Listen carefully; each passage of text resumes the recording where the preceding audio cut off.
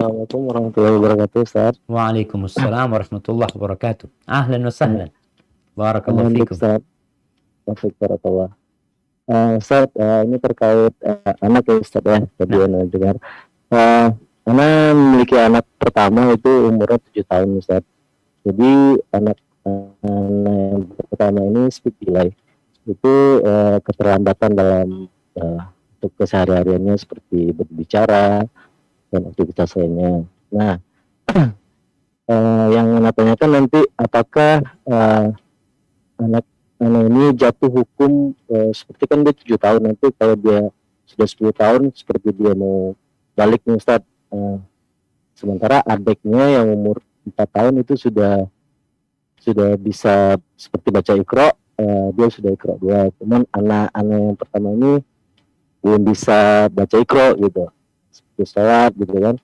Nah, apakah dia jatuh nanti hukum kewajiban untuk melaksanakan ibadah Ustaz? Tapi dia memang kalau soal interaksi dia bisa dengan kami, bukan autis, cuman dia speak delay gitu Ustaz. Nah, gimana itu Ustaz? tapi dia paham, maksudnya disuruh apa ngerti kan? No? Disuruh ngerti Ustaz, cuman untuk melakukan aktivitas itu dia tidak bisa, seperti berbicara pun dengan kami dia satu kata dua kata gitu untuk mengungkapkannya gitu. Nah, artinya nyambung, sebenarnya nyambung sama dia. Nyambung Ustaz. Nah, cuman dia lambat untuk berbicaranya gitu.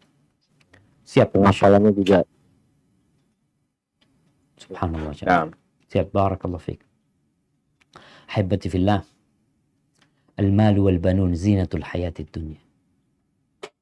Harta dan anak itu adalah perhiasan kehidupan dunia. Wal baqiyatus salihat khairun 'inda rabbika thawaban wa khairun amala. Amal-amal ketaatan ya, zikir-zikir kepada Allah itu lebih baik dan lebih diharapkan buat kita kelak pada hari kiamat.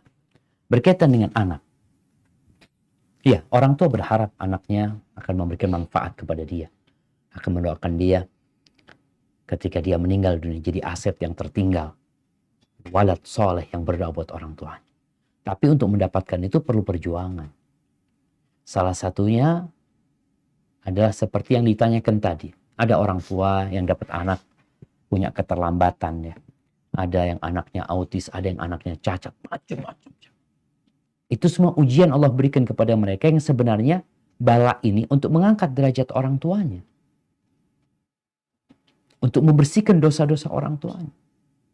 Maka hendaklah kita berusaha untuk bersabar menghadapi hal ini karena itu karunia Allah Azza wa Jalla kepada kita yang harus kita syukurin dan bersabar menghadapinya. Gimana dengan kondisi anak tersebut? Kalau anak itu bisa memahami, karena memang di antara syarat taklif itu selain baligh itu akal. Kalau ada orang baligh tapi akalnya nggak nyambung, ya dia nggak ditaklif, nggak ada kewajiban dengan perintah-perintah agama. Tapi kalau dia nggak, alhamdulillah anaknya, abang tadi dikatakan bahwasanya anak itu alhamdulillah Ustaz, dia bisa memahami, dia disuruh bisa. Cuma ada keterlambatan, responnya itu mungkin lambat. Maka orang tua perlu membimbing dia. Kalau sekarang dia umur 7 tahun, Nabi SAW kan mengatakan, Muru awladakum bis-shalah li sab'in. Suruh anak kalian sholat mulai umur 7 tahun. Disuruh tuh. Tapi ini anak yang normal, 7 tahun. Tapi apakah anak ini bisa disuruh? Kalau ternyata bisa Ustaz, ya mulai disuruh. Mulai diajarin, diajak sholat, ya, dibimbing dia. Mudah-mudahan dengan cara seperti itu, ketika nanti sampai waktunya, ketika akal dia sudah lengkap, kemudian dia sudah balik, dia bisa melaksanakan kegiatan-kegiatan. Lalu kita harus optimis. Ya. Sering bacakan kepada anak itu ayat-ayat Allah. Ayat-ayat ruqyah. Doa-doa ruqyah Rasul SAW. Yakin Allah bisa menyembuhkan mereka. Soalnya ada orang tua yang mengatakan, aduh kayaknya nggak mungkin sudah. Ya udahlah, dihadapin aja. Nah, kita hadapi kehidupan ini, tapi kita yakin Allah dapat menyembuhkan mereka. Karena Allah tidak menurunkan penyakit kecuali Allah turunkan obat. Hadza wallahu a'lam bishawab. Itu yang bisa ana sampaikan pada kesempatan kali ini. Kurang lebihnya mohon maaf. Semoga teman-teman di Tajir ini bisa lebih semangat lagi untuk menghadapi yang ada. Yang jelas tinggal sedikit lagi kita akan keluar dari semua ini. Anda kembalikan ke Bang Dimas, jazakumullah khair.